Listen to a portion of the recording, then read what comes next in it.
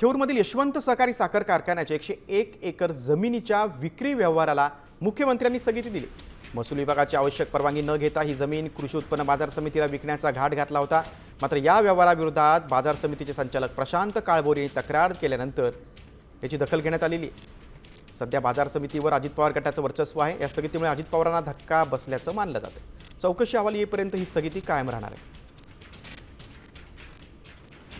कारखान्याचं आणि बाजार समितीचं आर्थिक नुकसान होऊ नये आणि ही जमीन उद्या चुकीच्या पद्धतीनं जर खरेदी झाली तर ते सीलिंग कायद्याखाली शासन जप्त होऊ नये किंवा त्याच्यावर आर्थिक नुकसानीत जर कारखाना बसला, व्यवहार अर्धवट राहिला तर कारखाना चालू व्हायला अडचण होईल। मुख्यमंत्री महोदयांनी या ठिकाणी तात्काळ त्याच्यावर योग्य ती तपासणी करावं, तो स्थगिती द्यावी असं शेरा मारला आणि काल त्या ठिकाणी वन आणि महसूल मंत्र्यांचं त्या ठिकाणी महसूल विभागाचं पत्र आलं आणि या कारखान्याच्या व्यवहाराला या ठिकाणी स्थगिती प्राप्त झाली।